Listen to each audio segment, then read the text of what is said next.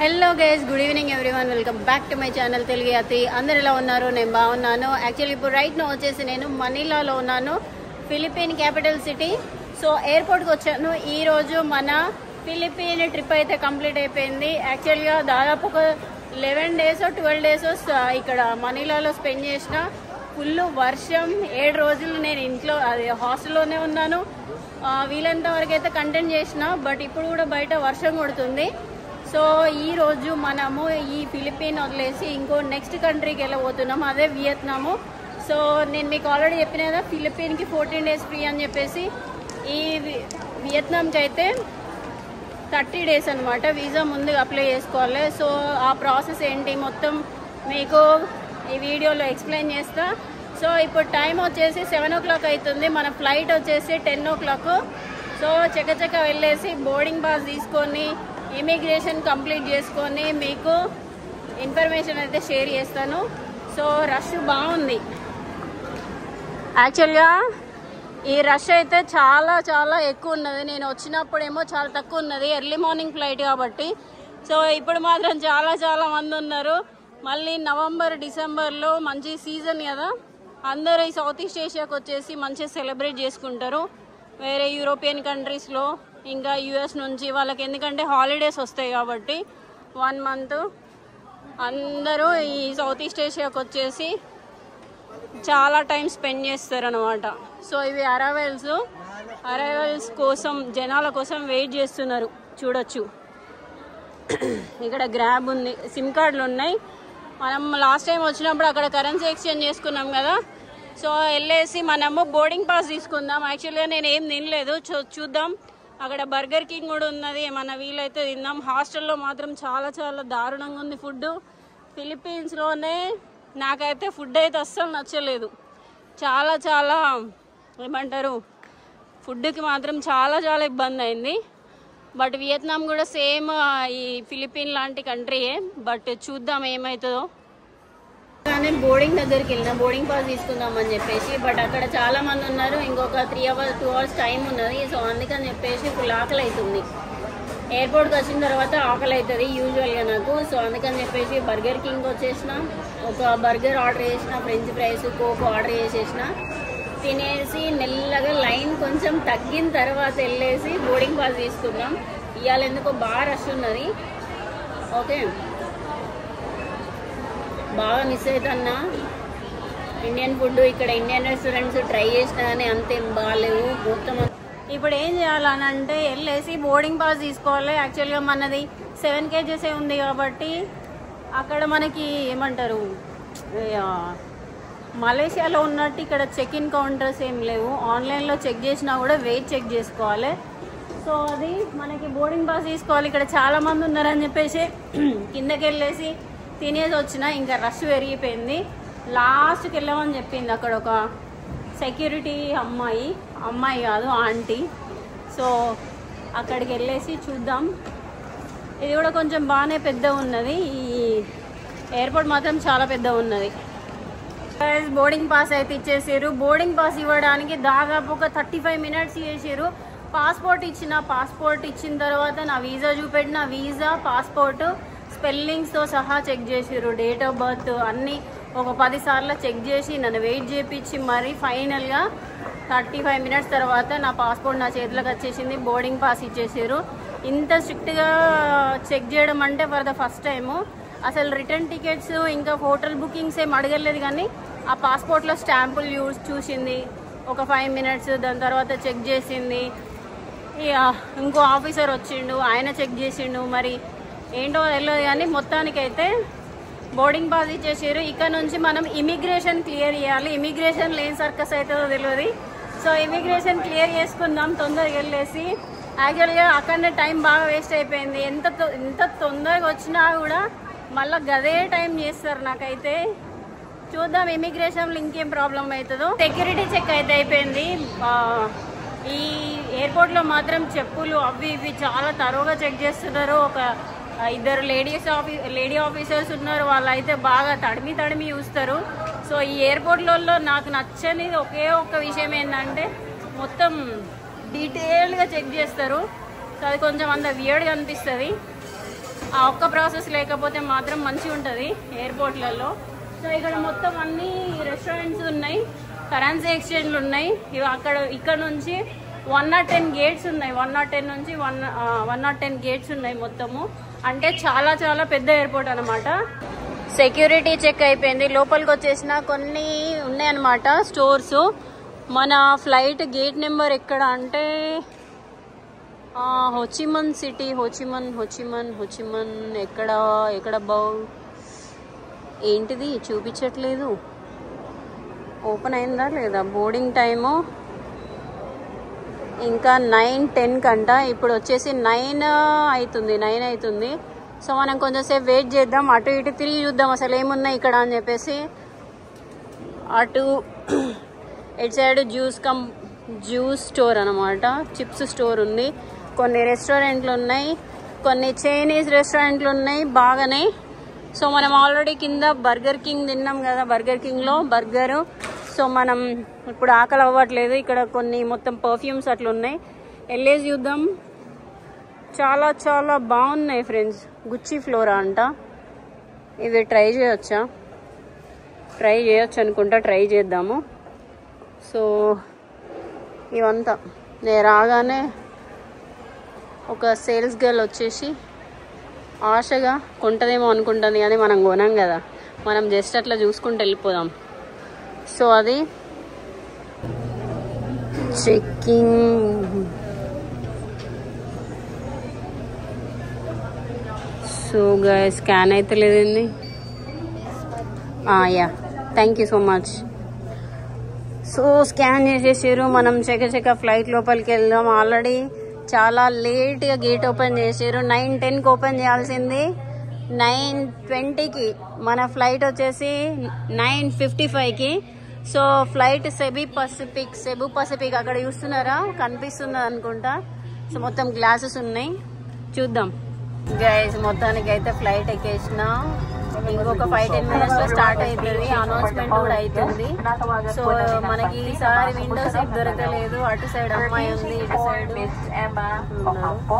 So మధ్యలో కూర్చునే సరికి కొంచెం ఇబ్బంది అనిపిస్తుంది. బట్ ఏం చేద్దాం, ముందర బుక్ చేసుకున్నా కానీ నాకు ఇదే సీట్ వచ్చింది.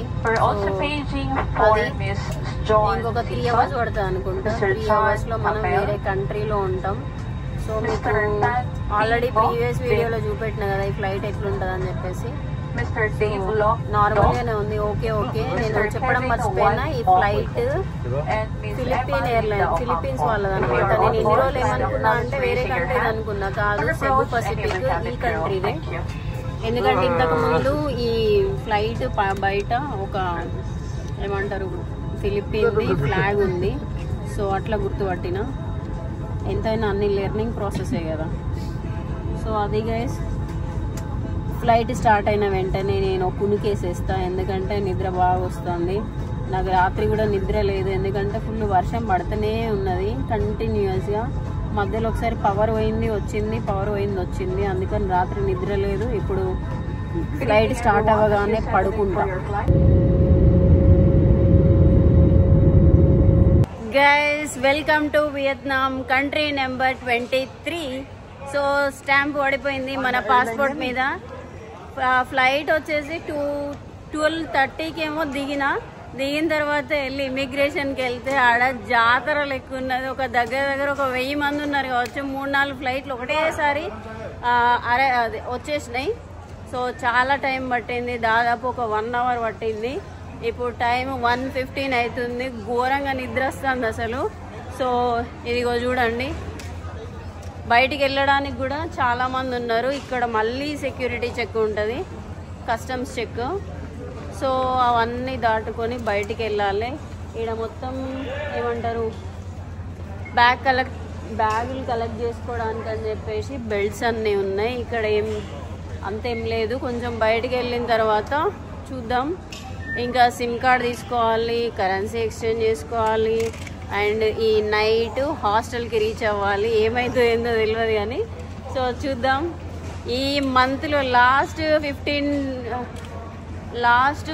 2 months నేను మలేషియా నుంచి Kota Kinabalu to Brunei to Philippine to ఇది దాదాపు ఈ లాస్ట్ 2 monthsలోనే ఒక 5-6 ఫ్లైట్లు ఎక్కినవచ్చు. నాకు ఫ్లైట్ జర్నీ చాలా బోరింగ్ అనిపిస్తుంది.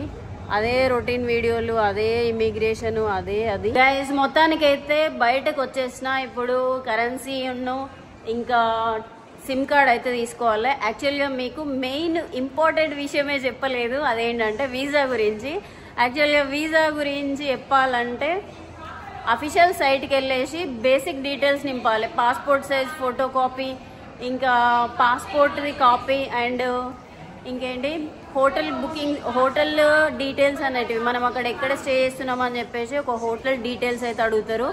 అవన్నీ బేసిక్ డీటెయిల్స్ అన్నీ నింపేసి మనము వీసా అప్లై చేయాలి. పేమెంట్ వచ్చేసి $30 ఏమో ఉంటుంది. నేను మలేషియాలో అప్లై చేసిన, నాకు తెలిసి $25-30 ఉంటుంది. పే చేస్తే మనకి ఒక 5 working daysలో వీసా వచ్చేస్తుంది.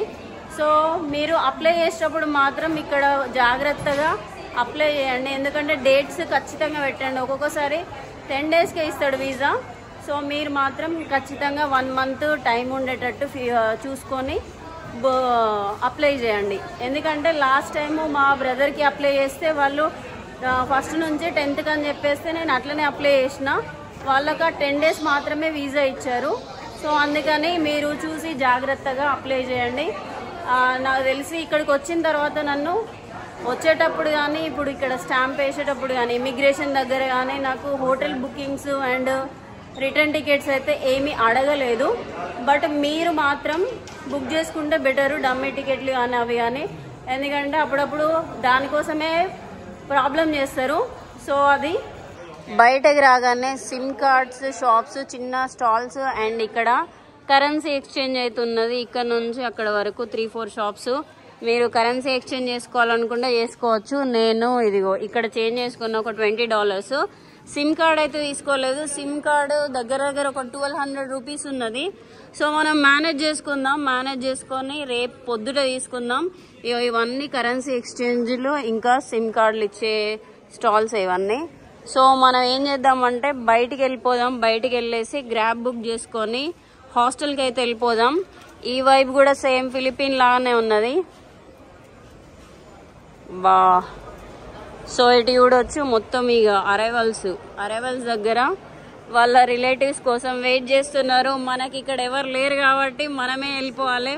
సో రాగానే మంచిగా అక్కడ నేమ్స్ ఉన్న ప్లే కార్డ్స్ పట్టుకొని వచ్చేసి ఆడ డిస్ప్లే అవుతున్నాయి అనమాట, ఫ్లైట్ డీటెయిల్స్ అన్నీ. సో ఇది ఇటు సైడ్ నుంచి ఒక దగ్గర కూర్చొని మనము గ్రాబ్ అయితే బుక్ చేసుకుందాం. ఓకేనా? ఎయిర్పోర్ట్ నుంచి బయటికి వెళ్తున్నా, ఎందుకంటే ఇక్కడ ట్యాక్సీ కాస్ట్ చాలా చాలా ఎక్కువ ఉన్నది. సో మనం ఒకలమే ఉన్నాం కాబట్టి బయటికి ఒక 1 kilometer బయటికి వెళ్ళేస్తే మనకి బైక్స్ దొరుకుతాయి. సో బైక్ బుక్ చేసుకొని హాస్టల్కి అయితే వెళ్ళిపోదాం. ఇది డిపాచర్స్, అటు సైడ్ అరైవల్స్. కొంచెం బయటికి వచ్చేస్తున్నాం. సో అది చూద్దాం ఏమవుతుందో. యూజువల్గా ఎంత ఉందంటే 2 lakhs ఉంది. 2 lakhs అంటే దాదాపు చాలా ఎక్కువ అమౌంట్. సో అదే బైక్ అయితే జస్ట్ 45,000 ఏమో చూపిస్తుంది.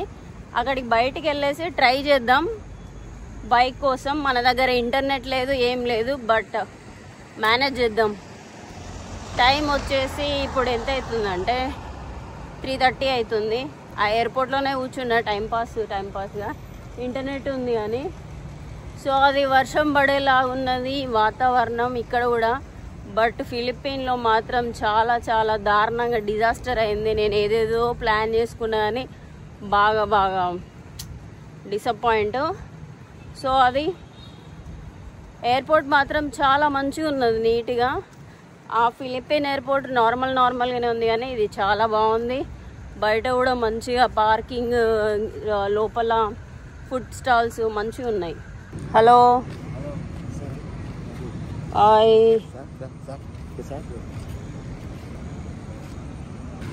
సో అన్న ఇక్కడ ఒక బైక్ తోటి ఉన్నాడు. మనం అడుగుదాం ఎంతనో ఏంటో అని చెప్పేసి. ఓకేనా? Bike how much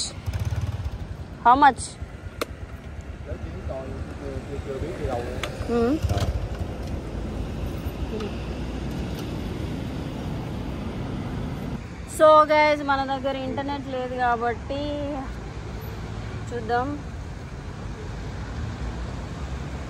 guys. ఒక 15 minutes డిస్కషన్ తర్వాత ఆన్లైన్లో ఏం చూపిస్తుంది అంటే 50,000 చూపిస్తుంది. నేను 60,000 డాంగ్ ఇస్తా అని చెప్పిన. సరే ఓకే అని చెప్పిండు అన్న. సో మీరు మాత్రం ఒక 5 మంది 4 మంది అట్లా వచ్చిర్రు అనుకోండి, రిస్క్ చేయకండి, మంచిగా ట్యాక్సీ బుక్ చేసుకొని వెళ్ళండి. బట్ నేను ఒక్కదాన్ని ఉన్నా కాబట్టి కొంచెం దూరం నడుచుకుంటూ వచ్చేసిన. మనకి దాదాపు ఓకే